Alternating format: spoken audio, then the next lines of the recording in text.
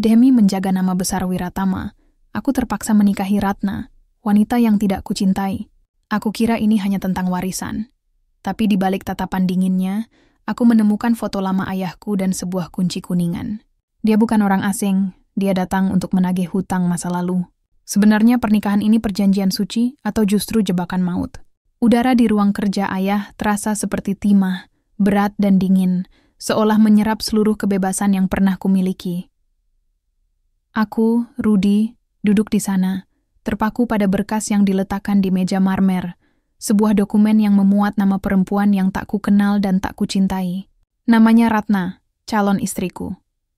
Usiaku belum genap 30 tahun, dan impianku tentang petualangan serta kemandirian harus kutukar dengan gelar suami, demi menjaga sesuatu yang disebut kehormatan keluarga dan warisan besar yang bahkan tidak pernah kuminta.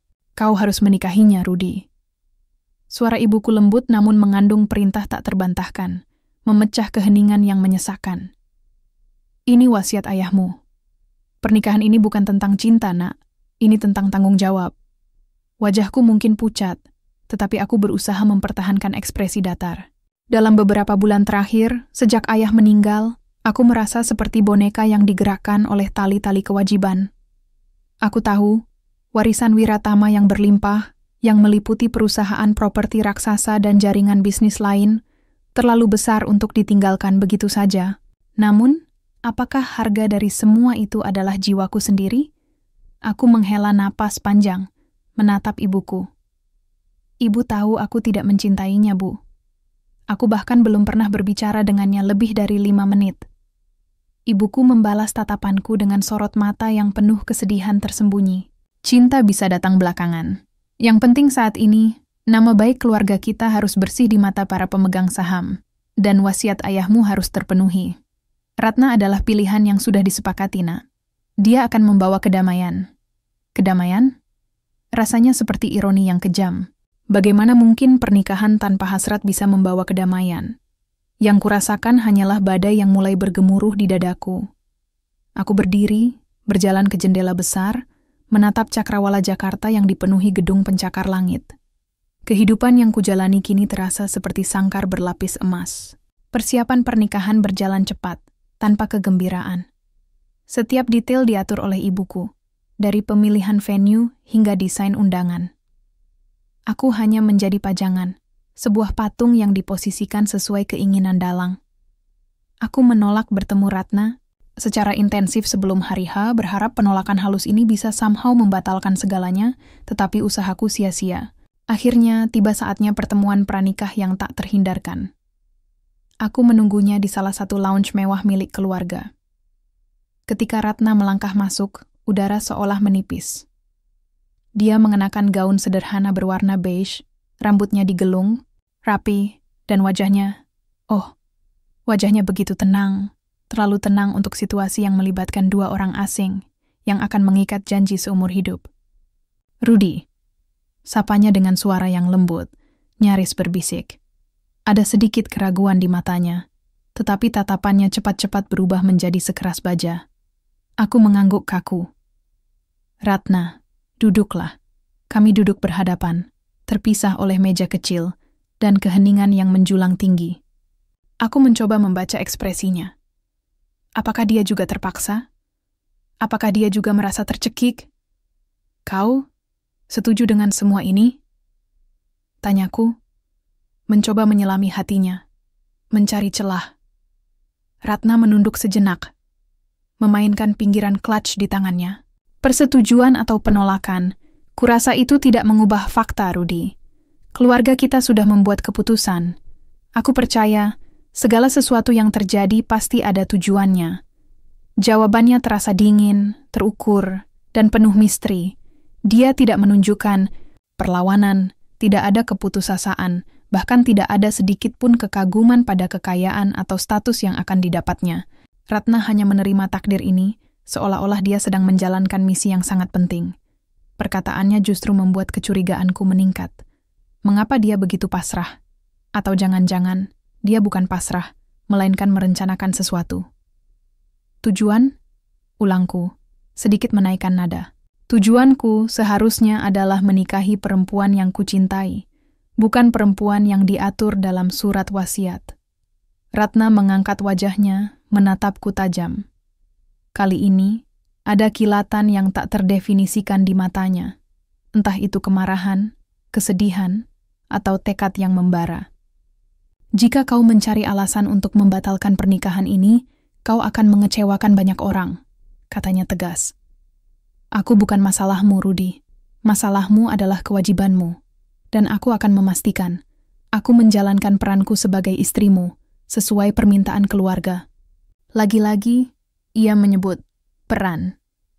Itu membuatku merasa bukan sedang berinteraksi dengan calon istri, melainkan dengan seorang agen rahasia yang sedang menjalankan penyamaran. Perbincangan itu berakhir cepat. Aku pergi dengan kepala penuh pertanyaan. Siapa sebenarnya Ratna ini? Apa yang ia sembunyikan di balik ketenangan yang sempurna itu? Mendekati hari H, suasana rumah semakin tegang. Aku mencoba membujuk ibuku untuk menunda, mencari celah hukum, tetapi semua pintu tertutup rapat. Ibuku hanya berkata, "Terimalah, Nak. Jangan sampai kau merusak nama baik ayahmu di mata publik dan hukum. Ratna adalah kuncinya." Kunci apa? Kunci menuju kebahagiaan? Rasanya seperti kunci menuju penjara yang megah. Aku menghabiskan malam terakhirku sebagai pria lajang dengan gelisah. Aku menatap langit malam, merenungkan bagaimana hidupku akan berubah. Aku akan menikahi seorang perempuan yang punya agenda tersembunyi. Aku akan terikat oleh janji yang tidak didasari cinta. Aku tahu, hari esok bukan hanya awal dari pernikahan, melainkan awal dari pertarungan yang tak terlihat, pertarungan untuk mencari tahu kebenaran di balik semua ini, pertarungan untuk merebut kembali kendali atas hidupku sendiri. Dalam keheningan malam itu, sebuah tekad baru muncul. Aku akan menikahi Ratna, memenuhi kewajiban itu, tetapi aku juga akan mengungkap segala rahasia di balik matanya yang terlalu tenang. Pernikahan ini mungkin adalah akhir dari kebebasanku, tetapi juga akan menjadi langkah awal dari penyelidikanku. Aku akan mencari tahu mengapa Ratna harus menjadi bagian dari warisan keluarga Wiratama. Esok hari, aku akan menjadi suami tanpa rasa, tetapi jiwaku tidak akan pernah menjadi budak dari wasiat yang samar. Lonceng gereja katedral bergema, menciptakan resonansi agung yang terasa hampa di telingaku. Aku, Rudy, berdiri di altar, mengenakan setelan jas paling mahal, tetapi merasa seperti sedang memakai borgol. Semua mata tertuju pada Ratna yang perlahan berjalan di atas karpet merah, diapit oleh kerabatnya yang tampak bangga. Dia terlihat memukau. Gaun pengantinnya yang putih bersih kontras dengan ketenangan yang dingin di wajahnya. Dia adalah pengantin tercantik, dan sekaligus orang asing yang akan terikat denganku selamanya. Prosesi pernikahan itu terasa sangat panjang.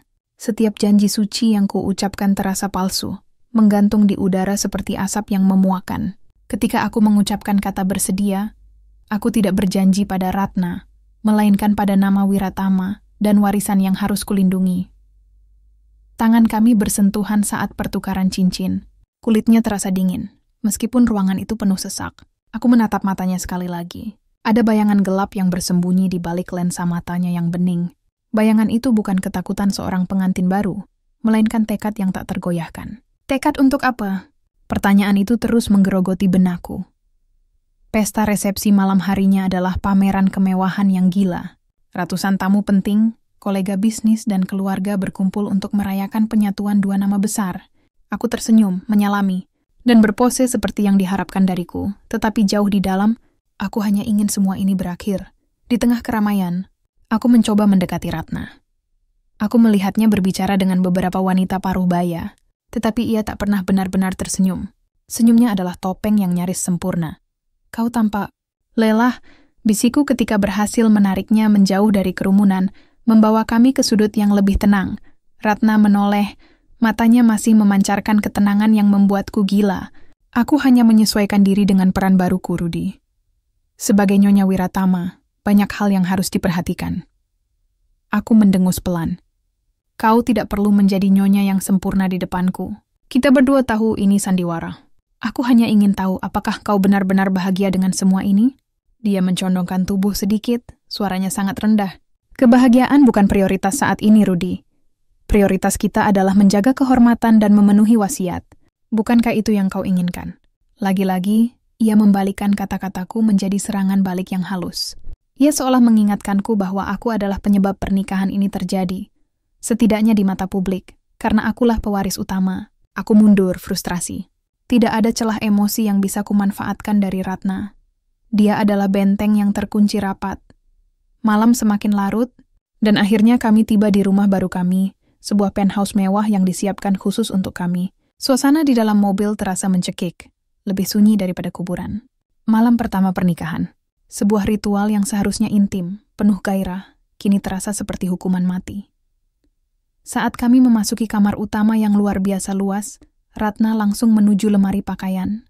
Tanpa menoleh ke arahku, ia berkata, "Aku akan mengganti pakaian. Tidur di kamar ini, atau kamar tamu, terserah padamu. Kita bisa tidur terpisah." Hatiku berdebar. Sedikit karena lega, tetapi sebagian besar karena tersinggung. Bahkan untuk pura-pura mesra pun dia tidak mau berusaha. "Kau terlalu mudah mengambil keputusan, Ratna," kataku, bersandar di kusen pintu, menatapnya dari belakang. "Kita baru saja menikah. Tidur terpisah akan menimbulkan kecurigaan, terutama dari ibu." Dia berbalik. Ekspresinya sedikit mengeras. "Aku tidak akan memaksakan diriku padamu, Rudy. Aku tahu kau tidak menginginkanku. Dan aku tidak akan tidur dengan seseorang yang hanya melihatku sebagai kunci warisan." Kata-katanya menohok, tepat di titik terlemahku. Dia mengakui bahwa dia tahu segalanya tentang rencanaku, atau setidaknya apa yang diyakini keluarga. "Aku tidak bilang aku tidak menginginkanmu," kataku, mencoba memperbaiki citra diriku. "Aku hanya ingin tahu siapa kau sebenarnya. Kenapa kau setuju melakukan semua ini?" Ratna membuang napas, lalu berjalan ke arah jendela, menatap lampu kota yang berkelip. "Aku setuju karena aku harus. Sama seperti dirimu, Rudy, aku memiliki kewajiban yang harus kupenuhi. Dan kewajiban ini lebih besar dari perasaan pribadi kita."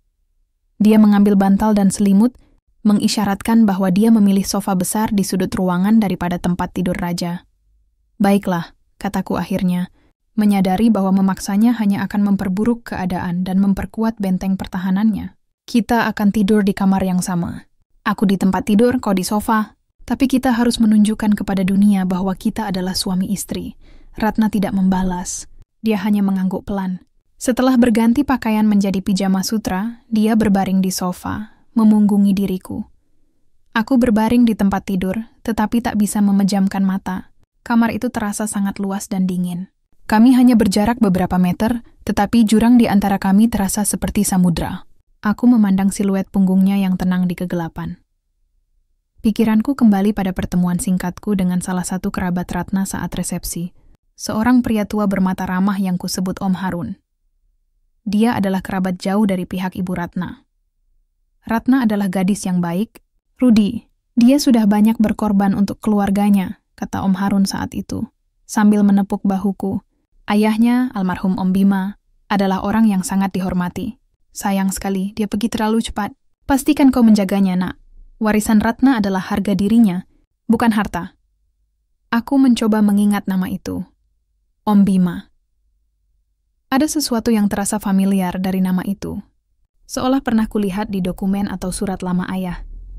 Tetapi kenapa Om Harun menyebut warisan Ratna adalah harga dirinya?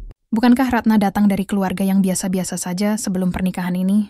Aku bangkit perlahan dari tempat tidur, memastikan Ratna tidak bergerak. Aku berjalan pelan menuju tas tangan kecil milik Ratna yang tergeletak di meja rias. Rasa bersalah menghantamku, tetapi rasa ingin tahu dan kebutuhan untuk bertahan hidup jauh lebih besar. Aku perlu petunjuk. Dengan hati-hati ku buka tas itu. Isinya standar, ponsel, dompet, beberapa kosmetik. Tetapi di balik lapisan lining yang tersembunyi, aku menemukan sebuah kunci kecil yang terbuat dari kuningan tua dan sebuah foto. Foto itu membuatku terkesiap, hampir mengeluarkan suara. Itu adalah foto ayahku, almarhum Ayah Wiratama, yang masih muda dan tampak bahagia, berdiri di samping seorang pria lain. Pria itu tersenyum lebar, merangkul ayahku akrab. Pria itu memiliki wajah yang sangat mirip dengan Ratna. Mungkinkah pria itu adalah Om Bima, ayah Ratna? Jika benar, hubungan mereka bukan hanya sekadar perjodohan bisnis yang tiba-tiba. Mereka adalah sahabat lama. Tetapi mengapa semua ini disembunyikan? Mengapa mereka membuatku percaya Ratna adalah orang asing? Dan yang lebih penting, mengapa Ratna membawa-bawa foto lama yang melibatkan ayahku di malam pernikahan kami? Aku segera menyimpan kembali foto dan kunci itu ke tempat semula, kembali ke tempat tidur, dan berpura-pura tidur. Jantungku berdebar kencang memompa adrenalin. Sekarang, aku memiliki 3 misteri. Om Bima, Ayah Ratna, adalah sahabat karib ayahku. Kunci kuningan misterius itu. Tekad Ratna yang dingin dan terukur untuk memenuhi kewajiban yang lebih besar dari kami berdua. Malam itu, di kamar pengantin yang seharusnya penuh kehangatan, aku merasakan hawa dingin yang menusuk tulang. Aku tahu, pernikahan ini adalah hasil dari sebuah sejarah yang disembunyikan. Aku bukan hanya menikahi seorang perempuan, tetapi aku menikahi masa lalu keluarga Wiratama. Dan aku bersumpah, aku akan mencari tahu apa yang terjadi di antara ayahku dan Om Bima, serta mengapa Ratna harus menuntut kebenaran itu melalui dirinya. Tidurlah, Ratna. Aku akan memulai penyelidikanku besok. Permainan sandiwara ini baru saja dimulai. Aku akan menemukan alasan di balik ikatan tanpa rasa ini.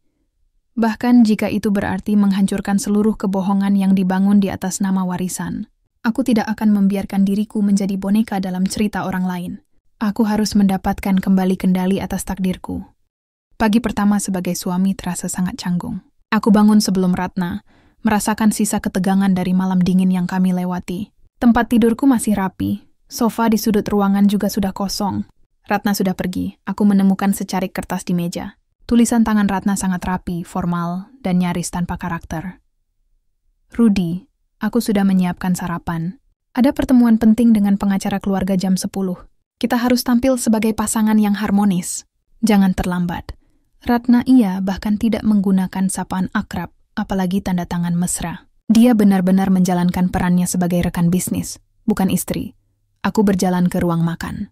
Ratna sudah duduk di sana, mengenakan setelan kantor yang elegan, membaca koran bisnis dengan fokus penuh. Suasana sarapan pagi itu seperti rapat dewan direksi. Hanya bunyi dentingan sendok yang terdengar, tanpa percakapan hangat.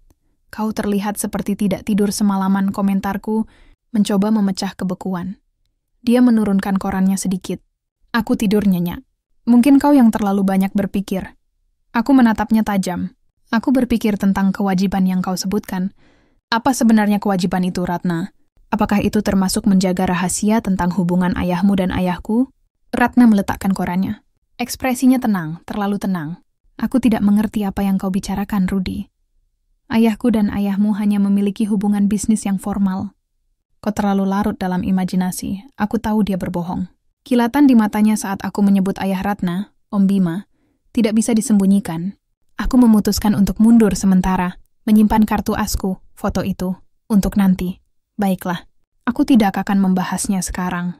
Kita punya pertunjukan yang harus disiapkan untuk pengacara keluarga. Sepanjang pertemuan dengan pengacara dan notaris, kami memainkan peran kami dengan sempurna. Ratna terlihat cerdas, memahami setiap klausul hukum terkait warisan Wiratama. Dia bahkan mengajukan pertanyaan-pertanyaan detail yang mengejutkanku. Dia bertindak seolah-olah dia telah mempersiapkan dirinya untuk peran ini seumur hidup. Setelah pertemuan itu, aku tahu aku tidak bisa lagi menunda penyelidikan. Aku harus mencari dokumen yang menyebutkan nama Bima dan hubungannya dengan ayah. Kunci dari segala misteri ini pastilah terletak di arsip lama keluarga. Aku menghabiskan sore hari di perpustakaan pribadi ayah, sebuah ruangan yang telah menjadi saksi bisu kejayaan dan mungkin juga kejatuhan Wiratama. Ibuku sering melarangku masuk ke bagian arsip khusus yang terkunci, mengatakan bahwa isinya hanya dokumen pribadi yang rumit. Sekarang, dengan statusku sebagai pewaris sah, larangan itu tidak berlaku lagi. Aku mencari di antara tumpukan map-map kulit tua, melewati laporan keuangan dekade yang lalu. Jantungku berdebar setiap kali aku menemukan map dengan inisial B. Setelah berjam-jam, di bagian paling belakang lemari yang tersembunyi, aku menemukan sebuah kotak kayu mahoni yang tidak terkunci. Di dalamnya, tersimpan beberapa surat pribadi dan sebuah jurnal usang. Surat-surat itu mengkonfirmasi dugaanku. Ayahku, Bapak Wiratama, dan Bima adalah sahabat karib sejak kuliah. Persahabatan mereka melampaui ikatan bisnis. Surat-surat itu penuh dengan rencana, impian, dan janji-janji untuk membangun masa depan bersama. Namun surat-surat itu berhenti mendadak sekitar 15 tahun yang lalu. Surat terakhir dari Bima ke ayahku berbunyi, "Aku tidak tahu harus berbuat apa lagi, Wiratama. Keputusanmu merugikan kami semua. Kau telah melanggar janji yang kita buat di bawah pohon tua itu. Anakku, Ratna, mungkin harus menanggung akibatnya. Kau tahu apa yang harus kau lakukan untuk memperbaiki ini. Jangan biarkan mereka mengambilnya. Aku merasakan dingin merayap di punggungku. Keputusan ayahku, melanggar janji, merugikan keluarga Bima, Ratna harus menanggung akibatnya. Apa yang harus diperbaiki? Dan siapa mereka yang disebut Bima? Aku membuka jurnal ayahku. Halaman-halaman itu dipenuhi dengan kegelisahan. Tanggal 17, bulan Maret. Aku telah melakukan kesalahan besar. Keputusan bisnis yang kukira penyelamat justru mengorbankan Bima. Aku tidak punya pilihan lain. Tekanan dari pihak itu terlalu kuat. Aku harus melindungi keluarga dan warisan ini. Bahkan jika aku harus mengkhianati sahabatku sendiri. Tanggal 30, bulan Agustus. Bima meninggal. Aku merasa bertanggung jawab. Aku harus menjaga Ratna dan keluarganya. Aku harus menepati janji yang baru, melindungi Ratna dan memberikannya apa yang seharusnya menjadi miliknya. Warisan itu adalah kompensasi, ganti rugi, dan penebusan dosaku. Tanggal 15, bulan Desember. Aku membuat wasiat baru. Aku harus memastikan Ratna terikat pada Rudi. Hanya dengan cara itu, ia bisa aman dan mendapatkan perlindungan penuh dari nama Wiratama. Rudi harus menikahinya. Ini adalah satu-satunya jalan untuk memperbaiki kesalahanku. Napas tertahan di dadaku. Ini jauh lebih rumit daripada sekadar perjodohan untuk menjaga kehormatan. Pernikahan ini adalah penebusan dosa ayahku. Ratna tidak menikahiku karena wasiat, dia menikahiku sebagai bagian dari perjanjian rahasia untuk menuntut keadilan atau setidaknya mendapatkan kembali apa yang hilang. Saat aku selesai membaca, pintu perpustakaan terbuka. Ratna berdiri di ambang pintu, matanya yang biasa tenang kini memancarkan api kemarahan. Sedang apa kau di sini, Rudi? Suaranya rendah, penuh ancaman. Aku berdiri tegak, memegang jurnal ayah. Aku sedang mencari tahu siapa istriku sebenarnya, dan sepertinya aku sudah menemukannya. Aku mengangkat jurnal itu sedikit. Kau tidak hanya mencari perlindungan, bukan? Kau mencari keadilan untuk ayahmu. Ratna tidak mengelak. Dia melangkah maju, sorot matanya yang dingin kini beralih menjadi mata seorang pejuang. Kau sudah tahu. Bagus. Itu menghemat waktuku, katanya. Suaranya kini bergetar karena emosi yang tertahan. Ya, Rudi. Ayahmu menghancurkan hidup ayahku. Dia membuat janji yang manis, lalu mengkhianatinya demi warisanmu yang busuk ini. Aku menikahimu bukan karena aku ingin menjadi Nyonya Wiratama. Aku menikahimu karena ini adalah satu-satunya cara agar aku bisa mendapatkan kembali apa yang ayahku korbankan untuk ayahmu. Apa yang dikorbankan? Tanyaku. Merasakan sakit yang tajam atas pengkhianatan ayahku yang baru terungkap ini. Ayahku mengorbankan haknya atas sebagian besar saham utama perusahaan, agar ayahmu bisa lolos dari skandal keuangan 15 tahun yang lalu. Sebagai imbalannya, ayahmu berjanji akan menjamin masa depan keluarga kami. Tapi janji itu tidak pernah ditepati. Ayahku meninggal setahun setelah itu, dan kami ditinggalkan tanpa apa-apa. Kau pikir aku datang ke sini untuk cinta? Aku datang untuk menagih hutang darah. Wajahku terasa panas. Rasa sakit akibat pengkhianatan ayah bercampur dengan kebingungan baru. Aku merasa bersalah atas dosa yang tidak kuperbuat. Dan pada saat yang sama, aku mulai memahami Ratna. Dia bukan monster. Dia adalah seorang putri yang menuntut keadilan. Tapi ayahku mencantumkanmu dalam wasiat, agar kau menikahiku. Itu adalah upayanya untuk memperbaiki keadaan. Belaku. Meskipun aku sendiri ragu. Ratna tertawa sinis. Tawa yang menusuk hati. Kau naif, Rudi. Wasiat itu adalah tanda kepemilikan. Dia ingin aku diam di bawah nama Wiratama. Tapi aku tidak akan diam. Aku akan menggunakan nama dan warisan ini untuk mengungkap kebenaran di balik kematian ayahku dan menjatuhkan mereka yang ayahmu takuti. Suasana di perpustakaan tiba-tiba berubah. Kami bukan lagi suami istri yang canggung, tetapi dua musuh yang dipaksa bekerja sama oleh masa lalu yang kelam. Aku menatap Ratna, melihat di balik topeng dinginnya, seorang wanita yang terluka dan penuh dendam. Lalu, apa rencanamu sekarang? Tanyaku, meletakkan jurnal itu perlahan. Ratna mencondongkan tubuh. Matanya menatapku lurus. Rencana kita sekarang sama, Rudi. Menjaga sandiwara ini tetap sempurna, agar kita bisa mengungkap siapa mereka itu, pihak yang ayahmu takuti, yang memaksa ayahmu mengkhianati sahabatnya. Aku tahu, warisan ini bukan hanya tentang uang. Ini tentang kekuatan tersembunyi yang ingin mengendalikan Wiratama. Malam itu, Ratna tidur di tempat tidur. Aku tidur di sofa. Kami tidak lagi terpisah oleh kebohongan, tetapi terikat oleh kebenaran yang menyakitkan dan tujuan baru yang menakutkan. melawan musuh tak kasat mata yang tersembunyi di balik bayangan warisan. Aku menyadari, pernikahanku bukan akhir dari masalah, melainkan gerbang menuju konflik yang jauh lebih besar dan berbahaya. Aku tidak bisa lagi lari. Aku harus membantu Ratna menagih hutang ayahku, meskipun itu berarti menghancurkan kerajaan yang seharusnya kuterima. Pagi pertama sebagai suami terasa sangat canggung. Aku bangun sebelum Ratna, merasakan sisa ketegangan dari malam dingin yang kami lewati. Tempat tidurku masih rapi, sofa di sudut ruangan juga sudah kosong. Ratna sudah pergi, aku menemukan secarik kertas di meja. Tulisan tangan Ratna sangat rapi, formal, dan nyaris tanpa karakter. Rudy, aku sudah menyiapkan sarapan. Ada pertemuan penting dengan pengacara keluarga jam 10. Kita harus tampil sebagai pasangan yang harmonis. Jangan terlambat. Ratna bahkan tidak menggunakan sapaan akrab, apalagi tanda tangan mesra. Dia benar-benar menjalankan perannya sebagai rekan bisnis, bukan istri. Aku berjalan ke ruang makan. Ratna sudah duduk di sana, mengenakan setelan kantor yang elegan, membaca koran bisnis dengan fokus penuh. Suasana sarapan pagi itu seperti rapat dewan direksi. Hanya bunyi dentingan sendok yang terdengar, tanpa percakapan hangat. Kau terlihat seperti tidak tidur semalaman, komentarku mencoba memecah kebekuan. Dia menurunkan korannya sedikit. Aku tidur nyenyak. Mungkin kau yang terlalu banyak berpikir. Aku menatapnya tajam. Aku berpikir tentang kewajiban yang kau sebutkan. Apa sebenarnya kewajiban itu, Ratna?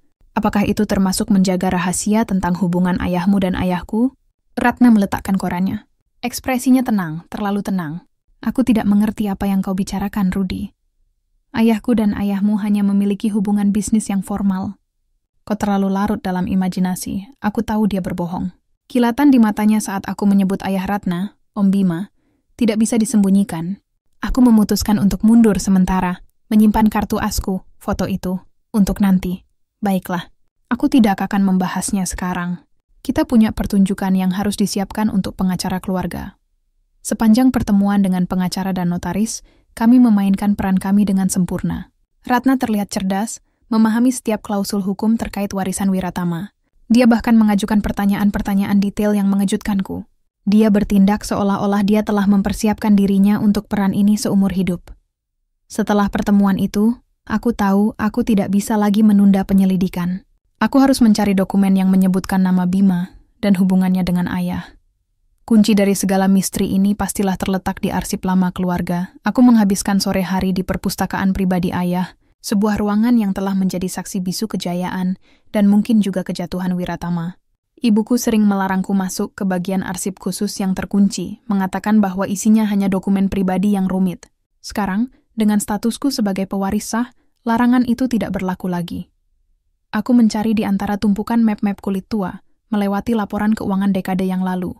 Jantungku berdebar setiap kali aku menemukan map dengan inisial B. Setelah berjam-jam, di bagian paling belakang lemari yang tersembunyi, aku menemukan sebuah kotak kayu mahoni yang tidak terkunci. Di dalamnya, tersimpan beberapa surat pribadi dan sebuah jurnal usang. Surat-surat itu mengkonfirmasi dugaanku. Ayahku, Bapak Wiratama, dan Bima adalah sahabat karib sejak kuliah. Persahabatan mereka melampaui ikatan bisnis. Surat-surat itu penuh dengan rencana, impian, dan janji-janji untuk membangun masa depan bersama. Namun surat-surat itu berhenti mendadak sekitar 15 tahun yang lalu. Surat terakhir dari Bima ke ayahku berbunyi, "Aku tidak tahu harus berbuat apa lagi, Wiratama. Keputusanmu merugikan kami semua. Kau telah melanggar janji yang kita buat di bawah pohon tua itu. Anakku, Ratna, mungkin harus menanggung akibatnya. Kau tahu apa yang harus kau lakukan untuk memperbaiki ini. Jangan biarkan mereka mengambilnya." Aku merasakan dingin merayap di punggungku. Keputusan ayahku? Melanggar janji? Merugikan keluarga Bima? Ratna harus menanggung akibatnya? Apa yang harus diperbaiki? Dan siapa mereka yang disebut Bima? Aku membuka jurnal ayahku. Halaman-halaman itu dipenuhi dengan kegelisahan. Tanggal 17, bulan Maret. Aku telah melakukan kesalahan besar. Keputusan bisnis yang kukira penyelamat justru mengorbankan Bima. Aku tidak punya pilihan lain. Tekanan dari pihak itu terlalu kuat. Aku harus melindungi keluarga dan warisan ini. Bahkan jika aku harus mengkhianati sahabatku sendiri. Tanggal 30, bulan Agustus. Bima meninggal. Aku merasa bertanggung jawab. Aku harus menjaga Ratna dan keluarganya. Aku harus menepati janji yang baru, melindungi Ratna dan memberikannya apa yang seharusnya menjadi miliknya. Warisan itu adalah kompensasi, ganti rugi, dan penebusan dosaku. Tanggal 15, bulan Desember. Aku membuat wasiat baru. Aku harus memastikan Ratna terikat pada Rudy. Hanya dengan cara itu, ia bisa aman dan mendapatkan perlindungan penuh dari nama Wiratama. Rudy harus menikahinya. Ini adalah satu-satunya jalan untuk memperbaiki kesalahanku. Napas tertahan di dadaku. Ini jauh lebih rumit daripada sekadar perjodohan untuk menjaga kehormatan. Pernikahan ini adalah penebusan dosa ayahku. Ratna tidak menikahiku karena wasiat, dia menikahiku sebagai bagian dari perjanjian rahasia untuk menuntut keadilan atau setidaknya mendapatkan kembali apa yang hilang. Saat aku selesai membaca, pintu perpustakaan terbuka. Ratna berdiri di ambang pintu, matanya yang biasa tenang kini memancarkan api kemarahan. "Sedang apa kau di sini, Rudy?" Suaranya rendah, penuh ancaman. Aku berdiri tegak, memegang jurnal ayah. Aku sedang mencari tahu siapa istriku sebenarnya, dan sepertinya aku sudah menemukannya. Aku mengangkat jurnal itu sedikit. Kau tidak hanya mencari perlindungan, bukan? Kau mencari keadilan untuk ayahmu. Ratna tidak mengelak. Dia melangkah maju, sorot matanya yang dingin kini beralih menjadi mata seorang pejuang. Kau sudah tahu. Bagus. Itu menghemat waktuku, katanya. Suaranya kini bergetar karena emosi yang tertahan. Ya, Rudy. Ayahmu menghancurkan hidup ayahku. Dia membuat janji yang manis, lalu mengkhianatinya demi warisanmu yang busuk ini. Aku menikahimu bukan karena aku ingin menjadi Nyonya Wiratama. Aku menikahimu karena ini adalah satu-satunya cara agar aku bisa mendapatkan kembali apa yang ayahku korbankan untuk ayahmu. Apa yang dikorbankan? Tanyaku. Merasakan sakit yang tajam atas pengkhianatan ayahku yang baru terungkap ini. Ayahku mengorbankan haknya atas sebagian besar saham utama perusahaan, agar ayahmu bisa lolos dari skandal keuangan 15 tahun yang lalu. Sebagai imbalannya, ayahmu berjanji akan menjamin masa depan keluarga kami. Tapi janji itu tidak pernah ditepati. Ayahku meninggal setahun setelah itu, dan kami ditinggalkan tanpa apa-apa. Kau pikir aku datang ke sini untuk cinta? Aku datang untuk menagih hutang darah. Wajahku terasa panas. Rasa sakit akibat pengkhianatan ayah bercampur dengan kebingungan baru. Aku merasa bersalah atas dosa yang tidak kuperbuat. Dan pada saat yang sama, aku mulai memahami Ratna. Dia bukan monster. Dia adalah seorang putri yang menuntut keadilan. Tapi ayahku mencantumkanmu dalam wasiat, agar kau menikahiku. Itu adalah upayanya untuk memperbaiki keadaan. Berlaku. Meskipun aku sendiri ragu. Ratna tertawa sinis, tawa yang menusuk hati. Kau naif, Rudy. Wasiat itu adalah tanda kepemilikan. Dia ingin aku diam di bawah nama Wiratama. Tapi aku tidak akan diam. Aku akan menggunakan nama dan warisan ini untuk mengungkap kebenaran di balik kematian ayahku dan menjatuhkan mereka yang ayahmu takuti. Suasana di perpustakaan tiba-tiba berubah. Kami bukan lagi suami istri yang canggung, tetapi dua musuh yang dipaksa bekerja sama oleh masa lalu yang kelam. Aku menatap Ratna, melihat di balik topeng dinginnya, seorang wanita yang terluka dan penuh dendam. Lalu, apa rencanamu sekarang? Tanyaku, meletakkan jurnal itu perlahan. Ratna mencondongkan tubuh. Matanya menatapku lurus. Rencana kita sekarang sama, Rudy. Menjaga sandiwara ini tetap sempurna, agar kita bisa mengungkap siapa mereka itu, pihak yang ayahmu takuti, yang memaksa ayahmu mengkhianati sahabatnya. Aku tahu, warisan ini bukan hanya tentang uang. Ini tentang kekuatan tersembunyi yang ingin mengendalikan Wiratama. Malam itu, Ratna tidur di tempat tidur. Aku tidur di sofa. Kami tidak lagi terpisah oleh kebohongan, tetapi terikat oleh kebenaran yang menyakitkan dan tujuan baru yang menakutkan, melawan musuh tak kasat mata yang tersembunyi di balik bayangan warisan. Aku menyadari, pernikahanku bukan akhir dari masalah, melainkan gerbang menuju konflik yang jauh lebih besar dan berbahaya. Aku tidak bisa lagi lari.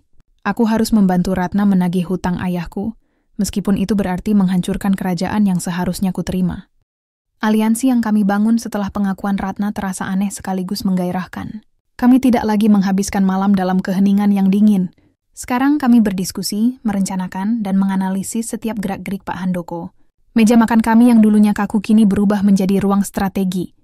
Kami berdua sepakat bahwa untuk menyerang Pak Handoko, kami harus mendapatkan kepercayaan dari seluruh jajaran dewan dan menunjukkan stabilitas penuh sebagai pewaris Wiratama yang baru. Artinya, sandiwara pernikahan kami harus naik ke level yang lebih meyakinkan. Kita akan ada di pesta anniversary perusahaan akhir pekan ini, kata Ratna suatu pagi, sambil menandai sebuah poin di agenda. Semua orang penting akan hadir. Kita harus tampil sebagai pasangan yang jatuh cinta. Aku menatapnya, merasa perutku sedikit bergejolak. Jatuh cinta?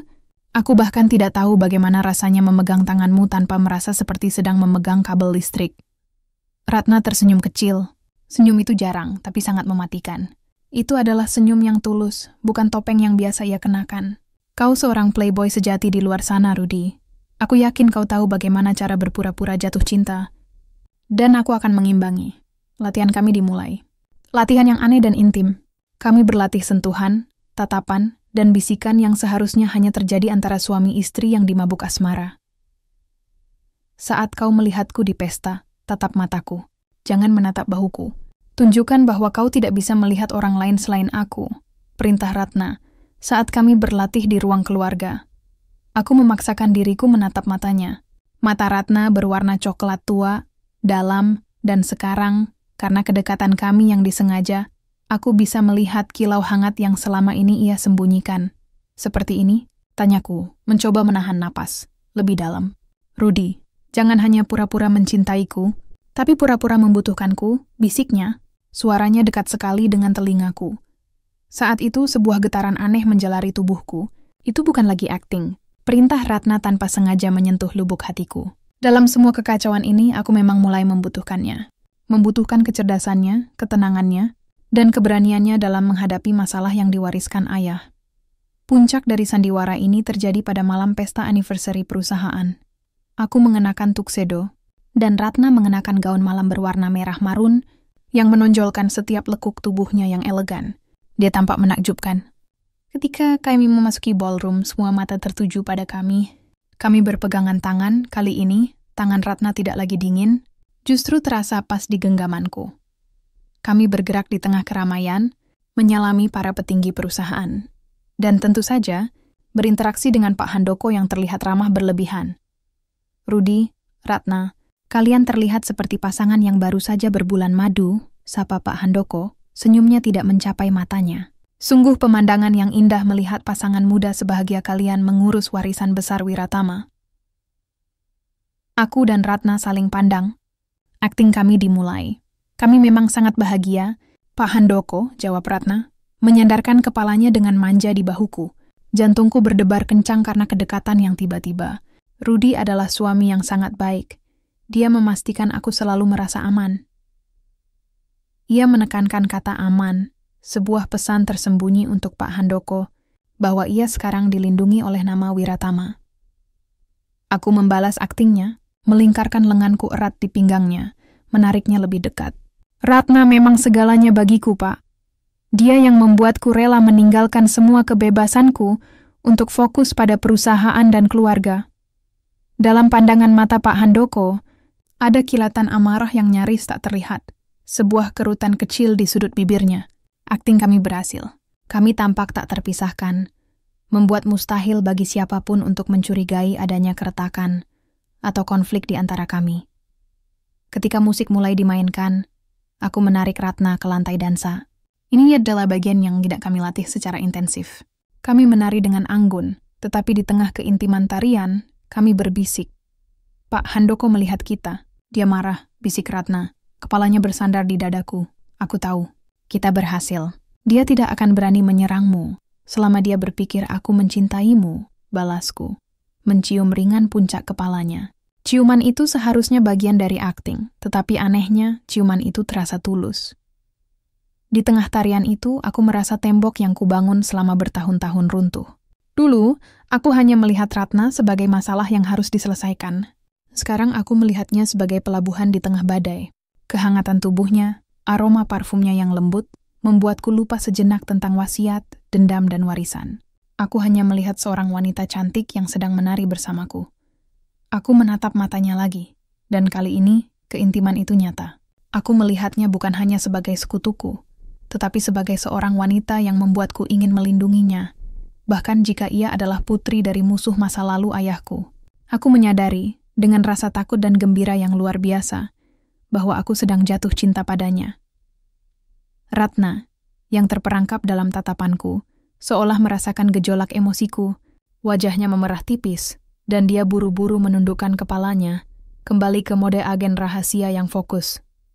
Fokus, Rudy. Ini baru permulaan.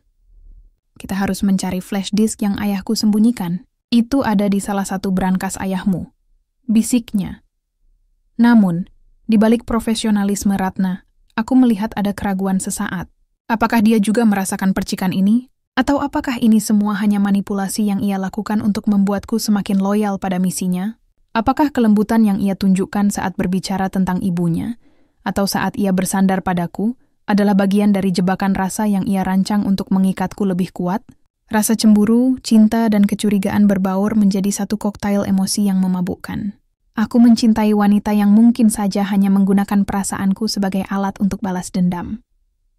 Kami meninggalkan lantai dansa, dan saat kami berjalan keluar dari pesta, Ratna menggenggam tanganku lebih erat dari yang seharusnya. Aku merasakan desakan untuk bertanya, untuk memastikan apakah perasaan ini hanya milikku, tetapi aku menahannya. Kami pulang ke rumah, ke kamar yang sekarang terasa lebih akrab. Keintiman yang kami tunjukkan di depan umum kini terasa ganjil dalam keheningan pribadi. Kami saling menghindari pandangan.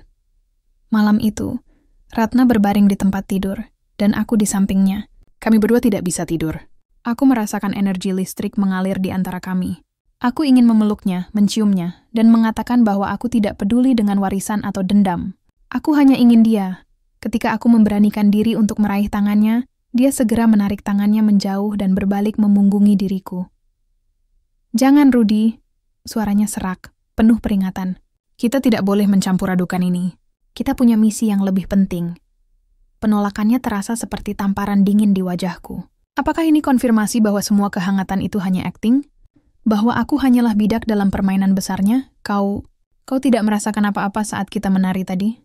Tanyaku, suaraku hampir tidak terdengar. "Henning." Lalu, Ratna menjawab, suaranya sangat tenang, tetapi di dalamnya tersimpan kesedihan yang tak terhindarkan. "Aku merasakan apa yang harus kurasakan, Rudy. Aku merasakan bahwa kita semakin dekat dengan kebenaran.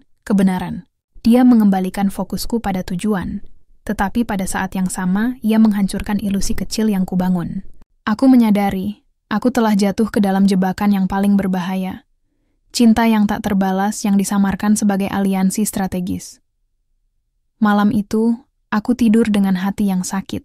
Aku tahu, saat rahasia besar itu terbongkar, ketika misi Ratna selesai, hatiku akan hancur berkeping-keping. Dan aku tidak punya pilihan selain terus maju, terus berpura-pura, dan terus mencintainya dalam diam, sambil menunggu puncak konflik yang akan menentukan nasib kami berdua.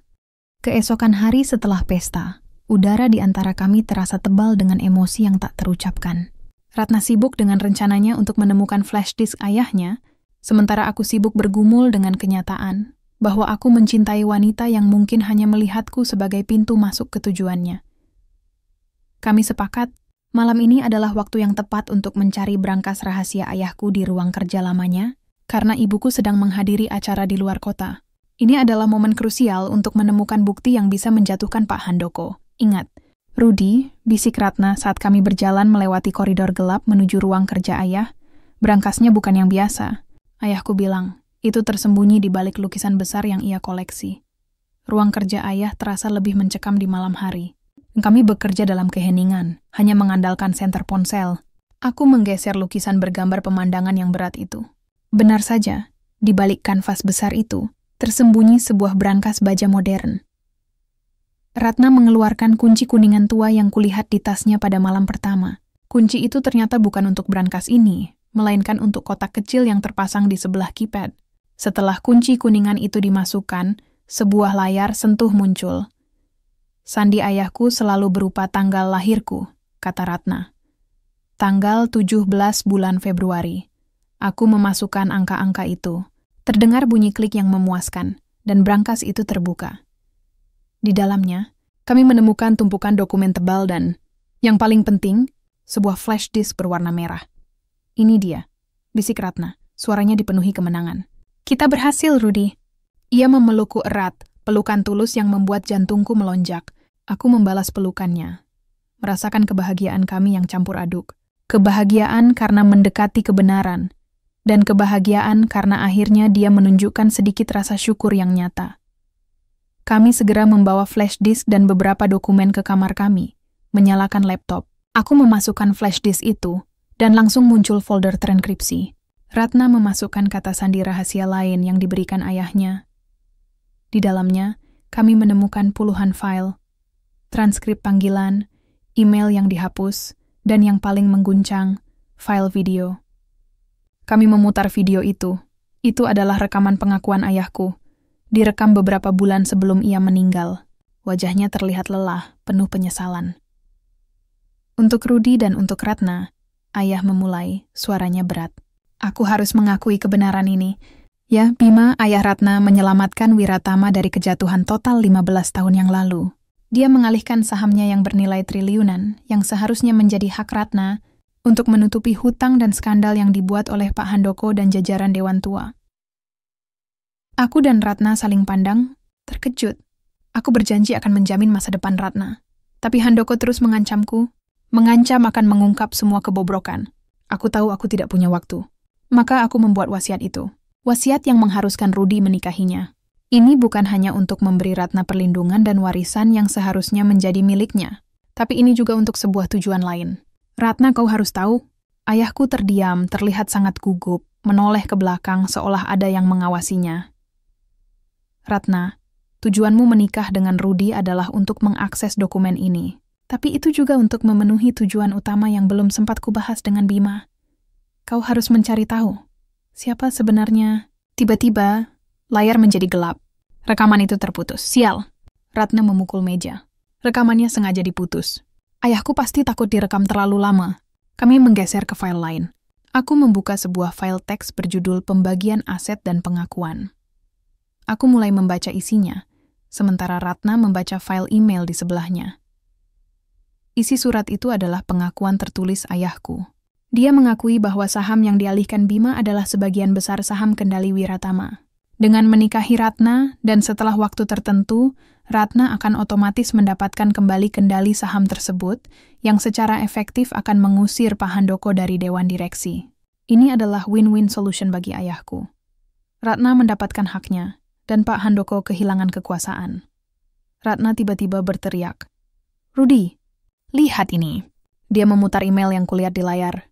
Itu adalah email yang dikirim oleh Ratna sendiri, 3 bulan sebelum pernikahan, kepada seseorang yang bernama pengacara K. Subjek: finalisasi rencana aksi Wiratama isi. Semua berjalan lancar. Rudy percaya pada sandiwara itu. Setelah aku mendapatkan akses ke berangkas dan mendapatkan kembali kendali saham ayahku, aku akan mengajukan gugatan balik untuk mengungkap kejahatan Pak Handoko. Aku akan memastikan warisan Wiratama jatuh ke tangan yang benar, terlepas dari perasaan Rudy. Aku akan menceraikannya begitu misiku selesai. Dia hanya kunci untuk membuka pintu. Aku hanya perlu menahannya beberapa bulan lagi, duniaku runtuh. Rasanya seperti ada tangan baja yang meremas jantungku hingga tak bersisa.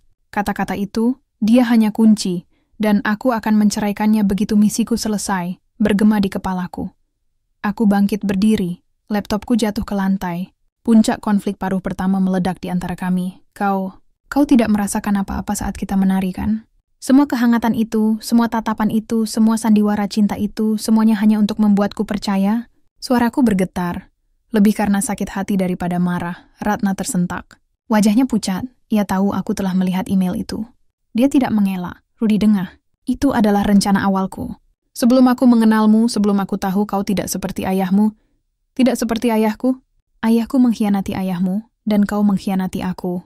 Kau menggunakan perasaanku, kau menggunakan pernikahan sakral ini hanya untuk mendapatkan saham. Kau tahu aku mulai mencintaimu, Ratna. Kau merasakannya, teriakku. Air mataku, air mata seorang pria yang terluka, terasa panas di pipiku.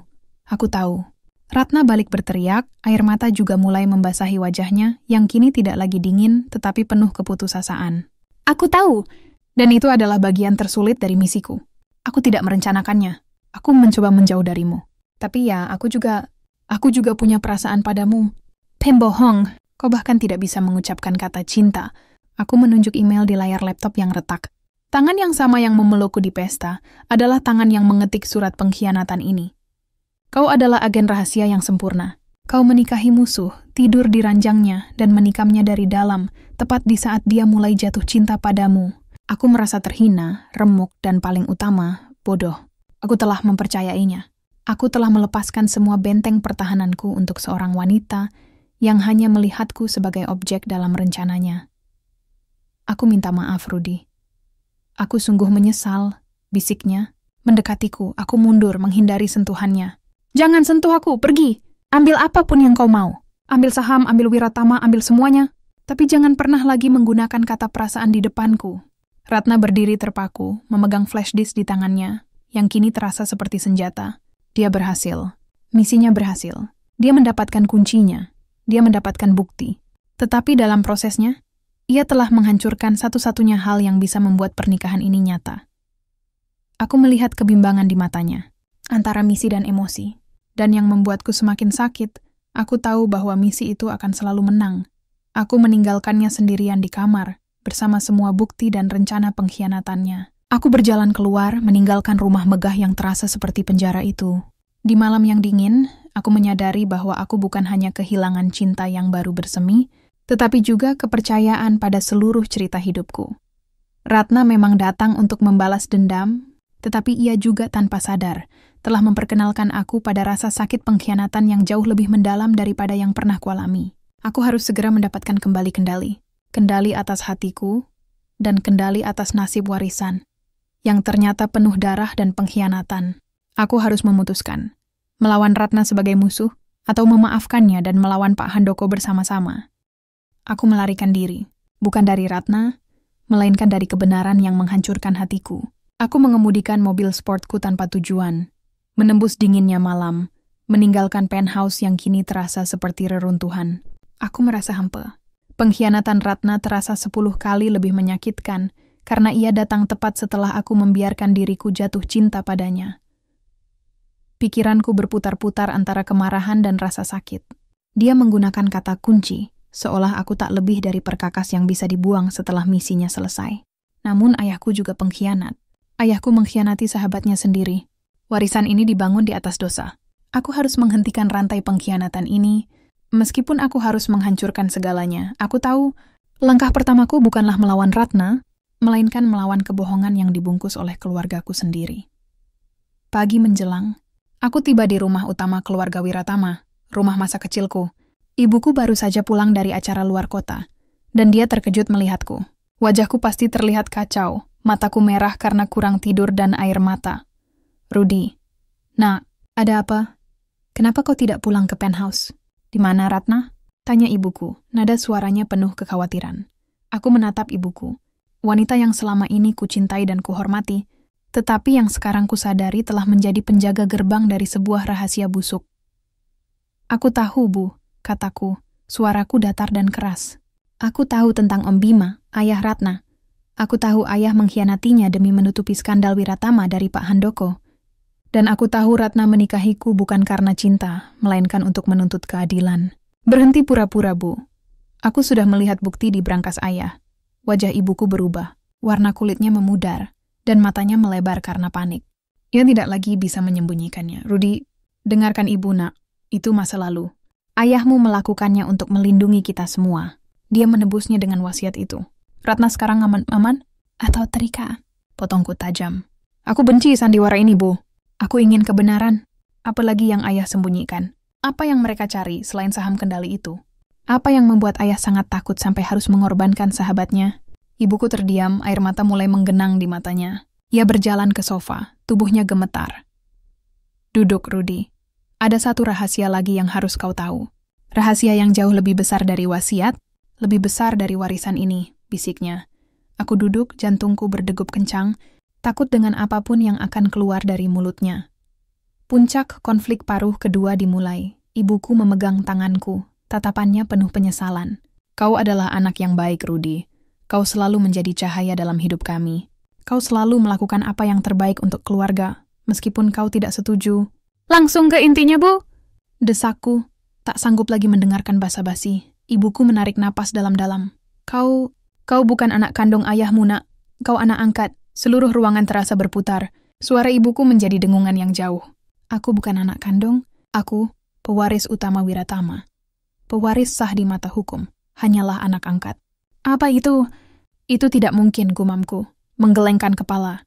Aku merasa jijik, seolah-olah identitasku selama ini adalah kebohongan yang dirangkai dengan indah.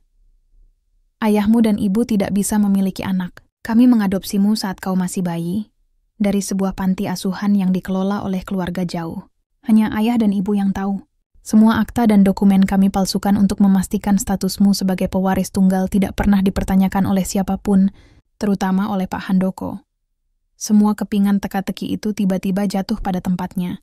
Tetapi alih-alih memberikan kejelasan, mereka malah menciptakan kekacauan yang lebih besar.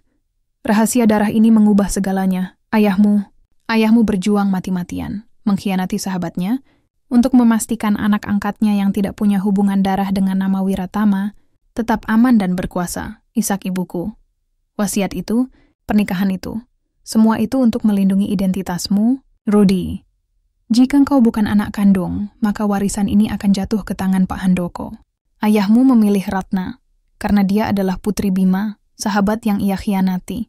Dengan menikahi Ratna, dan Ratna mendapatkan kembali sahamnya, dia berharap kalian berdua bisa melawan Handoko dan melindungi statusmu. Aku ambruk. Aku duduk di sofa, kepalaku dipenuhi kehampaan. Aku bukan siapa-siapa. Aku bukan Wiratama sejati. Seluruh hidupku adalah kebohongan yang dirancang dengan cinta dan pengorbanan yang menyakitkan. Jadi, aku bukan hanya digunakan oleh Ratna, tapi aku juga telah digunakan oleh ayahku. Aku tidak tahu apakah aku marah, sedih, atau hanya mati rasa. Tidak, nak, ayahmu melindungimu. Dia mencintaimu lebih dari apapun. Dia tahu bahwa Handoko akan menyerangmu jika ia tahu kau anak angkat. Pernikahan dengan Ratna adalah perisai ganda. Ibuku memelukku erat. Air mata membasahi bahuku. Tangisan ibuku terdengar tulus. Tangisan seorang ibu yang menjaga rahasia besar demi anaknya. Di tengah kehancuran identitas ini, aku teringat email Ratna.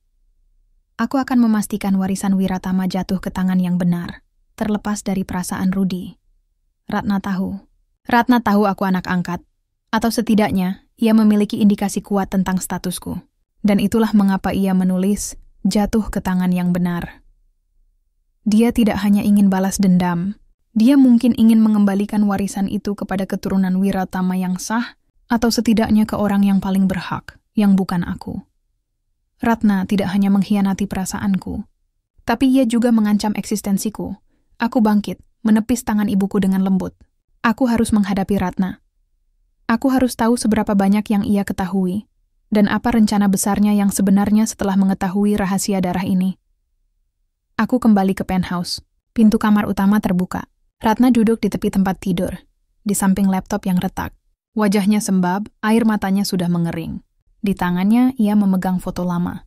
Ayahku, Om Bima, dan seorang bayi dalam gendongan ayahku. Bayi itu memiliki kalung kecil di lehernya. Inisial R. Ratna mengangkat wajahnya, menatapku dengan mata yang penuh penyesalan.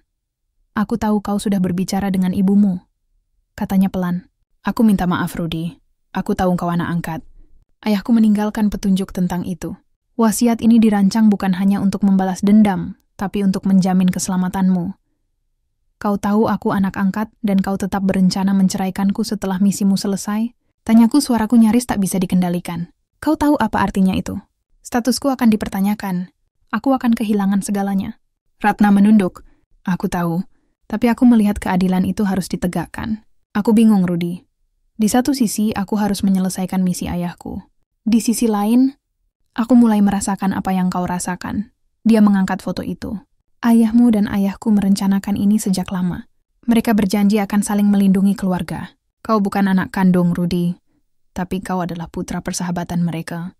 Mereka mengikat kita melalui pernikahan untuk memastikan masa depan Wiratama tetap aman, jauh dari Pak Handoko. Aku melihat di balik pengkhianatannya, Ratna tidak sepenuhnya jahat. Dia hanya terperangkap antara tugas dan hati. Kita tidak punya waktu untuk bertengkar, Rudy. Ratna berdiri, mengambil dokumen dan flash disk. Pak Handoko sudah mencium bau busuk. Ia tahu kita mencari bukti. Ia akan segera menyerang. Kita harus bekerja sama. Untuk terakhir kalinya, kita harus melawan musuh yang sama. Atau kita berdua akan hancur. Malam itu, kami kembali menjadi sekutu yang rapuh, terikat oleh cinta yang terluka dan kebenaran yang kejam. Aku bukan hanya berjuang untuk warisan, tetapi untuk eksistensiku sendiri. Aku harus mengambil keputusan. memaafkan Ratna dan melawannya, atau membiarkan kebencian menghancurkan kami berdua dan menyerahkan Wiratama kepada musuh. Aku memilih satu-satunya jalan yang tersisa. Bertarung bersama Ratna untuk mencari tahu apa yang terputus di rekaman ayahku, dan untuk melindungi takdir yang kini menjadi tanggung jawabku. Kamar itu diselimuti keheningan yang tegang, bukan lagi karena kepalsuan, melainkan karena keterpurukan emosional yang mendalam. Aku, Rudy, terpukul oleh kenyataan bahwa aku adalah anak angkat, dan Ratna adalah seorang agen yang berhasil dalam misinya, tetapi gagal dalam menjaga benteng hatinya. Kami adalah dua orang yang terluka, kini dipaksa untuk bekerja sama melawan musuh yang sama. Rekaman ayahku terputus saat ia menyebutkan tujuan utama dan siapa sebenarnya, kata Ratna. Memecah keheningan, suaranya kini dingin dan fokus kembali pada misi. Ia meletakkan flash disk itu di meja. Aku yakin rahasia di balik rahasia itu ada hubungannya dengan identitasmu, Rudy, dan saham kendali yang sebenarnya. Kami mulai menganalisis dokumen dan email yang kami temukan. Semakin dalam kami menggali, semakin jelas bahwa Pak Handoko bukan hanya rekan bisnis yang ambisius, tetapi juga dalang di balik sebagian besar skandal Wiratama selama 20 tahun terakhir. Ia menunggu saat yang tepat untuk menjatuhkan pewaris sah, dan pernikahan kami telah mengganggu rencananya. Tiba-tiba, ponsel Ratna berdering. Nomor tak dikenal. Ia mengangkatnya dengan hati-hati. Halo? Wajah Ratna langsung memucat. Ia menatapku dengan mata yang memancarkan ketakutan murni. Ia menyalakan speaker. Nyonya Wiratama yang terhormat. Atau haruskah saya memanggilmu Putri Bima? Suara berat, serak, dan penuh ancaman terdengar dari seberang telepon. Saya tahu kalian sudah menemukan mainan ayahmu, flash disk itu. Sangat disayangkan. Kau seharusnya tetap menjadi istri yang patuh, Ratna. Itu adalah suara Pak Handoko. Lepaskan semua itu, atau kau akan menyesal. Lanjutnya, tawa keringnya terdengar menjijikan. Kau pikir kau aman di bawah nama Wiratama? Ingat ibunda dan adikmu yang kau sembunyikan di pinggiran kota itu? Mereka tidak dilindungi oleh bodyguard sebanyak dirimu. Satu panggilan telepon, dan mereka akan tahu rasanya kehilangan segalanya sekali lagi. Bahkan lebih buruk dari ayahmu. Ratna menutup mata, air mata mengalir di pipinya. Ancaman itu berhasil menembus pertahanannya. Jangan sentuh keluargaku. Handoko, desis Ratna. Kalau begitu, kembalikan flash disk itu padaku dan ceraikan Rudy. Anak angkat yang tidak tahu diri itu. Pak Handoko memberi ultimatum. Dengan Rudy yang diceraikan dan dipertanyakan statusnya sebagai pewaris. Dan kau yang kembali menjadi orang biasa. Wiratama akan menjadi milikku sepenuhnya. Kau hanya punya waktu 24 jam. Telepon terputus. Ancaman dan pilihan sulit kini menggantung di udara. Ratna berada di persimpangan jalan. Melindungi ibunya dan adiknya, atau memenuhi misi ayahnya dan melindungiku, yang kini ia akui mulai dicintainya. Aku mendekatinya, memegang bahunya. Kita harus menghubungi polisi. Tidak bisa. Potong Ratna, menggeleng keras. Handoko memiliki mata di mana-mana. Jika kita melibatkan polisi, dia akan langsung bertindak. Aku tuh tidak bisa mengambil risiko itu. Ibuku dan adikku adalah prioritas. Aku tahu. Itu adalah kelemahan terbesarnya. Sama seperti ayahku yang mengorbankan Bima untuk melindungiku, kini Ratna berada di posisi yang sama. Jika kau menceraikanku, Ratna, statusku sebagai anak angkat akan terungkap, dan aku akan kehilangan kendali atas Wiratama. Handoko akan menang, kataku, mencoba berpikir logis di tengah kepanikan. Ratna menatapku, matanya dipenuhi konflik. Ini bukan lagi akting. Ini adalah puncak emosional kami, aku tahu, Rudy, aku tahu. Dan karena itu, aku harus membuat keputusan yang paling sulit. Ratna menarik tanganku, memaksa kami untuk berhadapan. Aku tidak pernah bermaksud jatuh cinta padamu. Tapi kau adalah satu-satunya orang yang membuatku merasa aman sejak ayahku meninggal. Dan aku tidak ingin melihatmu hancur karena misi busuk ini. Aku memegang wajahnya, menatap ke dalam matanya yang indah dan sedih. Jangan lakukan itu, Ratna. Jangan tinggalkan aku. Kita bisa melawan ini bersama-sama. Aku tidak peduli dengan saham atau warisan. Aku hanya peduli padamu. Ratna tersenyum pahit. Aku tahu kau tidak peduli, tapi ayahmu peduli. Wasiatnya melindungi identitasmu. Dan jika Handoko tahu kau tidak punya dukungan, ia akan menyerangmu secara brutal. Kemudian, Ratna mengucapkan kata-kata yang paling menyakitkan sekaligus paling heroik yang pernah kudengar. Aku harus memilih, Rudy. Dan aku memilih melindungi dirimu dan keluargaku. Dia mengambil langkah mundur. Aku akan mengambil flash disk itu, dan aku akan mengkhianatimu dengan cara yang tak terduga. Maksudmu apa? Tanyaku, merasakan ketakutan merayap. Aku akan memenuhi sebagian rencanaku, tetapi dengan putaran balik, jelas Ratna. Handoko ingin aku menceraikanmu dan kembali menjadi orang biasa. Aku akan memberinya ilusi itu. Aku akan muncul di hadapan publik, di hadapan dewan, dan mengaku bahwa aku telah berhasil mendapatkan kendali saham ayahku melalui pernikahan ini, dan sekarang aku tidak lagi membutuhkanmu. Rencananya sungguh kejam. Pengorbanan yang menyakitkan, plot twist 4, dimulai. Aku akan mengumumkan bahwa aku telah menyelesaikan misiku, dan bahwa aku akan pergi. Ini akan menghancurkan reputasimu, tetapi ini akan membuatmu aman dari Handoko. Dia akan fokus padaku, pada ancaman yang jelas, dan ia tidak akan lagi mencurigai identitasmu sebagai anak angkat. Aku menggeleng, tidak percaya. Kau tidak bisa melakukan ini. Kau akan menjadi musuh publik. Kau akan dicap sebagai wanita serakah yang menggunakan pernikahan. Itu adalah harga yang harus kubayar untuk keselamatanmu, Rudy, dan untuk ibuku. Aku akan mengambil semua risiko itu. Ratna berjalan cepat, memasukkan flash disk itu ke dalam tas tangannya. Dan aku akan memastikan sebelum aku pergi, sebagian saham kendali itu akan diam-diam kutransfer ke Yayasan Amal atas nama mendiang ayahmu, yang mana kau adalah pelindungnya. Ini akan memastikan Pak Handoko tidak akan pernah mendapatkan Wiratama seutuhnya, dan kau masih memiliki kekuatan terselubung untuk melawannya di masa depan. Dia mendekatiku, air matanya membasahi pipiku saat ia menciumku. Ciuman yang penuh dengan perpisahan, penyesalan, dan cinta yang tulus. Ciuman pertama kami dan ciuman perpisahan. Jangan cari aku, Rudy. Jalankan peranmu sebagai suami yang dicampakkan, yang sangat terluka oleh pengkhianatan istrinya. Biarkan Handoko memburuku. Kau akan aman, bisiknya di telingaku. Aku mencoba menahannya, memeluknya, memohon padanya untuk tidak melakukan pengorbanan yang menyakitkan ini. Tetapi Ratna sudah mengambil keputusan. Tekadnya sekuat batu. Dia membuka pintu, mengambil napas panjang, dan pergi. Aku berdiri di kamar itu sendirian, melihat flash disk dan Ratna menghilang dari hidupku dalam satu malam. Aku telah kehilangan istriku, cintaku yang baru bersemi dan yang terburuh. Aku telah kehilangan sekutu utamaku. Aku tahu, aku harus segera bertindak sesuai perannya. Suami yang hancur yang ditinggalkan oleh istri yang kejam. Hanya dengan begitu pengorbanan Ratna tidak akan sia-sia. Dunia Wiratama akan segera diguncang oleh pengkhianatan yang Ratna rancang. Dan aku, sang pewaris yang dicampakkan, harus bangkit dari kehancuran ini dan menantikan kapan saatnya aku bisa memenuhi janjiku untuk menemukan Ratna kembali. Kekosongan yang Ratna tinggalkan terasa lebih nyata daripada kehadirannya selama ini. Dia pergi membawa cinta yang baru bersemi dan kebenaran yang menghancurkan. Aku, Rudy, terpaku di tengah kamar, membiarkan sakit hati itu menjalar. Perintahnya jelas, jalankan peran suami yang dicampakkan. Aku tahu, ini adalah tindakan heroik Ratna, pengorbanan yang menyakitkan.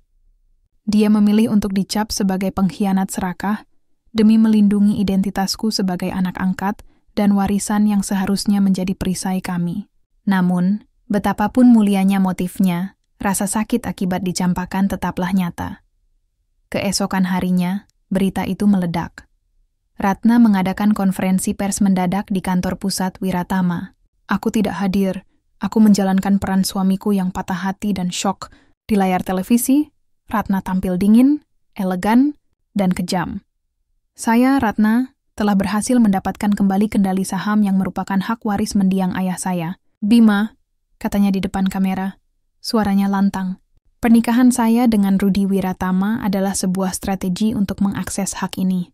Misiku telah selesai. Saya tidak lagi memiliki kewajiban untuk melanjutkan sandiwara pernikahan ini. Ia bahkan berani menatap langsung ke kamera, seolah berbicara padaku. Saya akan segera mengajukan gugatan cerai dan mengambil apa yang seharusnya menjadi milik saya. Saya tidak pernah mencintai Rudy. Dia hanyalah kunci untuk pintu ini. Aku menonton adegan itu di kamar. Hancur. Kata-kata, saya tidak pernah mencintai Rudy, terasa seperti pisau dingin yang menusuk. Meskipun aku tahu ini adalah akting. Ini adalah perisai yang ia bangun untukku. Tetap saja, mendengarnya diucapkan di depan jutaan orang meremukkan jiwaku. Reaksi ibuku dan dewan direksi sangat cepat dan brutal. Dia seorang wanita gila. Dia merusak nama baik keluarga. Teriak ibuku, menangis di telepon. Sementara itu, Pak Handoko terlihat bersorak dalam diam. Secara publik, ia mengecam Ratna, tetapi secara pribadi ia pasti merayakan. Rencananya berhasil, Ratna yang sekarang dicap buruk akan menjadi target empuk, dan ia percaya. Dengan Ratna pergi dan Rudy yang terpuruk, warisan Wiratama akan menjadi miliknya. Aku harus tampil di hadapan publik untuk membenarkan pengkhianatan Ratna, untuk memperkuat skenario yang ia buat. Aku mengadakan konferensi pertandingan. Wajahku tampak lelah dan penuh kesedihan. Saya merasa sangat terluka, kataku, dengan suara yang dipaksakan bergetar. Saya mencintai Ratna, saya mempercayainya. Tapi ternyata dia hanya menggunakan saya. Saya akan menghormati keputusannya dan fokus mengurus Wiratama di tengah kekacauan ini. Aku harus membiarkan semua orang percaya bahwa aku korban Ratna. Namun, di balik layar, aku tidak diam. Aku menggunakan sisa kekuasaan dan aksesku. Aku melacak langkah Ratna, tetapi dia menghilang tanpa jejak. Dia adalah agen yang sempurna. Ponselnya mati, rekening banknya kosong, dan ia meninggalkan semua aset atas nama Wiratama. Lalu, sebuah surat tiba. Sebuah amplop sederhana diselipkan di bawah pintu penthouse. Tulisan tangan Ratna. Aku membuka surat itu dengan tangan gemetar. Rudy, jika kau membaca ini, aku sudah sangat jauh. Aku melakukan ini bukan hanya untuk ibuku dan adikku, tetapi untuk melindungimu sepenuhnya. Handoko tidak akan pernah mencurigaimu jika ia sibuk memburuku. Aku mengunci rapat rahasia tentang identitasmu sebagai anak angkat. Di mata mereka, kau hanyalah suami yang dicampakkan. Tidak berdaya, tetapi sah. Mereka tidak akan mencari tahu lebih jauh tentang garis darahmu saat ini. Aku juga ingin kau tahu satu hal lagi. Saat aku mengumumkan akan mengambil alih saham ayahku, aku benar-benar melakukannya. Tetapi aku segera mentransfer sebagian besar saham kendali, lebih dari 50%, ke Yayasan Dharma Wiratama, yayasan amal yang didirikan ayahmu di masa lalu. Kau, sebagai ketua yayasan yang baru, sekarang secara diam-diam adalah pemegang saham mayoritas. Handoko akan berpikir ia hanya perlu mengalahkan wanita sepertiku yang tamak, tetapi sebenarnya ia harus melawan yayasan nirlaba yang kau kendalikan. Inilah warisan sejati yang ayahmu inginkan. Kekuatan yang tidak terlihat. Gunakan kekuatan ini. Lawan Handoko, aku berbohong di depan kamera Rudy, maafkan aku. Saat kita menari, aku merasakan hal yang sama. Aku mencintaimu, tapi cinta ini tidak boleh menjadi kelemahanmu. Aku akan kembali ketika badai ini usai. Aku berjanji, jagalah dirimu dan ingatlah, jangan cari aku. Sampai jumpa, suamiku. Ratna air mata yang kutahan selama ini akhirnya tumpah. Bukan air mata sedih, melainkan air mata penghargaan dan rasa sakit yang luar biasa. Ratna tidak hanya berkorban dengan mengorbankan reputasinya, tetapi ia juga telah memberikan padaku senjata rahasia untuk memenangkan pertarungan melawan Handoko, sambil memastikan aku aman dari pertanyaan tentang garis keturunan. Dia adalah pahlawanku, disamarkan sebagai pengkhianat, aku menguatkan diriku. Ratna telah memberiku kesempatan kedua, bukan hanya untuk warisan, tetapi untuk hidupku. Aku tidak bisa membiarkan pengorbanannya sia-sia. Aku harus bangkit dari kehancuran ini. Aku mengambil surat itu, membakarnya di asbak hingga menjadi abu, menghilangkan semua bukti kebenaran. Mulai sekarang, aku adalah Rudy Wiratama yang dicampakkan dan hancur, tetapi juga pemimpin Yayasan Dharma Wiratama yang memiliki kekuasaan kendali mayoritas secara rahasia. Aku menatap langit-langit, membuat janji pada diriku sendiri. Aku akan menaklukkan Handoko, mengamankan warisan yang ayahku tinggalkan. Dan pada akhirnya, Cagu Sakeda Binchar Salam menemukan Ratna kembali. Malam itu, aku tidur di tempat tidur itu, sendirian, dingin. Tetapi hatiku tidak lagi hampa. Ratna telah meninggalkanku dengan cinta dan sebuah misi baru yang tulus. Misi untuk bertahan hidup dan memenangkan perang demi janjinya untuk kembali. Minggu-minggu setelah kepergian Ratna adalah waktu terberat dalam hidupku. Aku, Rudy, harus memerankan peran suami yang terpuruk dan dikhianati di depan seluruh dunia, terutama di depan Pak Handoko dan jajaran Dewan Direksi. Semua orang bersimpati padaku, tetapi pada saat yang sama, mereka meragukan kemampuanku untuk memimpin setelah dihancurkan oleh istriku sendiri.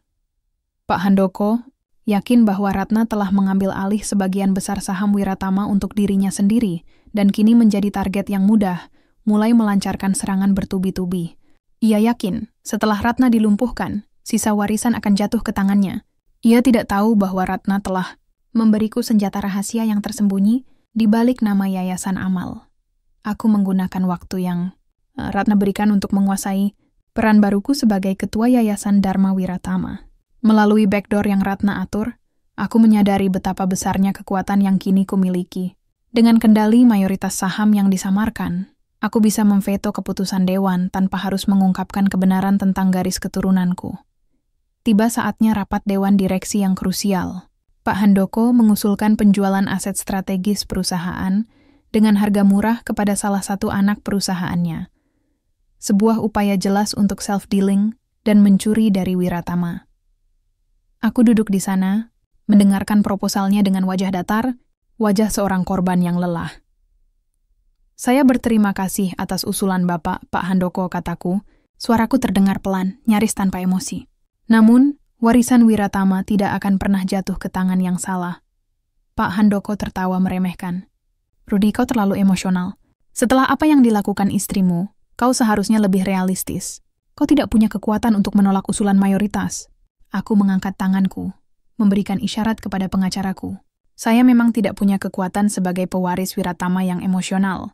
Tetapi sebagai ketua Yayasan Dharma Wiratama, pemegang saham mayoritas baru perusahaan ini, saya memiliki hak untuk memveto keputusan ini. Saya menolak penjualan aset. Saya juga meminta audit penuh terhadap semua transaksi Bapak selama 20 tahun terakhir. Seluruh ruangan hening. Ekspresi Pak Handoko berubah total, dari arogan menjadi terkejut dan kemudian panik. Yayasan? Tidak mungkin. Ratna mengambil semua sahamnya. Dari mana yayasan itu mendapatkan mayoritas saham? Teriaknya, wajahnya memerah. Itu adalah keputusan terakhir dari istriku, jelasku, menatapnya tajam. Aku tidak berbohong. Ratna mungkin mengkhianati suaminya, tetapi ia tidak pernah berniat mengkhianati keadilan dan kebenaran. Ia memastikan kekuasaan Wiratama tetap berada di jalur yang benar. Di tangan Yayasan Amal Nirlaba, jauh dari intrik busuk Bapak. Kekuatan tersembunyi Ratna bekerja sempurna. Dengan bukti-bukti yang kami temukan di flash disk itu, dan dukungan dari dewan yang takut pada kekuatan yayasan, Pak Handoko dan jajaran dewan tua yang bersekongkol dengannya segera diinvestigasi dan dipecat. Ancaman terhadap Wiratama telah dipadamkan. Aku telah mengamankan warisan yang seharusnya menjadi milikku, bukan dengan cara kepemilikan darah, tetapi dengan cara kecerdasan dan perlindungan. Aku menjalankan perusahaan dengan prinsip baru, membersihkan semua praktik busuk masa lalu, dan menjalankan misi ayahku yang sesungguhnya. Memastikan Wiratama bermanfaat, tidak dibangun di atas pengkhianatan. Aku menerima diriku sebagai anak angkat, dan dalam penerimaan ini, aku menemukan kedamaian sejati yang selama ini kucari. Beberapa bulan kemudian, semuanya tenang. Perusahaan stabil. Namaku sebagai pewaris yang dicampakkan, kini berubah menjadi pemimpin yang visioner. Suatu sore, aku kembali ke penthouse lamaku. Ratna telah pergi selama lebih dari setahun. Aku duduk di sofa yang dulu ia tempati, merenungkan pengorbanannya. Aku merindukannya, tetapi aku menepati janjinya. Aku tidak pernah mencarinya. Di bawah sofa itu, terselip sebuah jurnal kecil berwarna merah. Itu bukan milik ayahku, melainkan milik Ratna. Aku membukanya. Halaman terakhir berisi tulisan tangan Ratna, tertanggal sehari sebelum ia pergi. Aku harus melakukan ini. Aku harus pergi sebagai penjahat agar Rudi aman. Aku tahu, jika Handoko tahu Rudi anak angkat, dia akan menyerang garis keturunannya. Wasiat ayahnya dan wasiat ayahku akhirnya bertemu di satu titik. Melindungi Rudi. Jantungku sakit saat mengetik email itu. Aku mencintai Rudi, cinta itu nyata. Tapi cinta harus menunggu sampai perang selesai. Aku sudah meninggalkan petunjuk terakhir. Kunci kuningan yang kutemukan di brankas ternyata milik sebuah kotak pos lama di stasiun tua. Kunci itu akan membawa Rudi pada rekaman lengkap ayahnya. Di sana, ayahnya menjelaskan siapa sebenarnya Ratna dan apa janji sejati mereka. Rudi, jika kau menemukan ini, aku harap kau sudah menang. Sekarang, pergilah ke stasiun tua. Aku akan menunggumu di sana, di tempat di mana ayah kita dulu berjanji. Ini bukan janji perpisahan suamiku, ini adalah janji pertemuan kembali. Hatiku meledak dengan harapan. Ratna tidak hanya meninggalkan pengorbanan, tetapi juga petunjuk untuk reuni kami. Dia menepati janjinya. Aku segera bergegas menuju stasiun tua yang terabaikan. Tempat yang sering disebut ayahku dalam suratnya. Di sana, di balik kotak pos kuno, aku menemukan sebuah kaset video tua. Aku memutar kaset itu di kantor. Itu adalah rekaman lanjutan dari rekaman ayahku. Ratna, kau harus tahu. Rudi adalah anak angkat.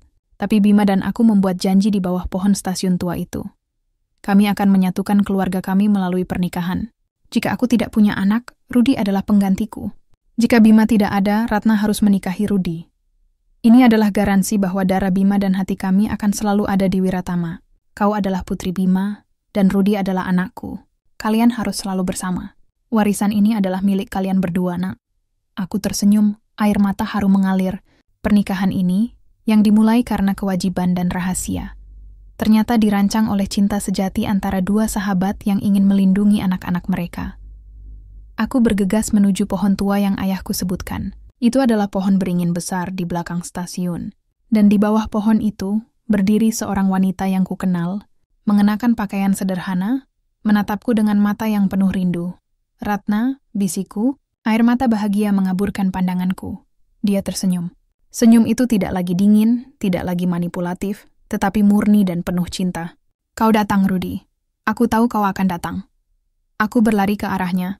Memeluknya erat, menciumnya tanpa kata-kata, hanya membiarkan emosi yang tertahan selama ini meluap. Aku mencintaimu, Ratna. Aku mencintaimu. Nyonya Wiratama yang sesungguhnya, bisiku. Aku mencintaimu, Rudi. Aku mencintaimu. Suamiku, balasnya.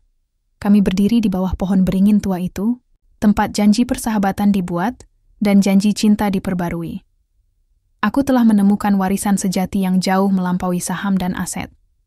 Penerimaan diri sebagai anak angkat, keberanian untuk melawan kejahatan, dan yang paling penting, cinta tulus dari wanita yang terpaksa menikahiku. Perjalanan kami yang dimulai dengan ikatan tanpa rasa, berakhir dengan janji ikatan yang tak terpisahkan. Kami kini siap memulai babak baru, bersama-sama, membangun masa depan Wiratama yang didasari kejujuran dan cinta.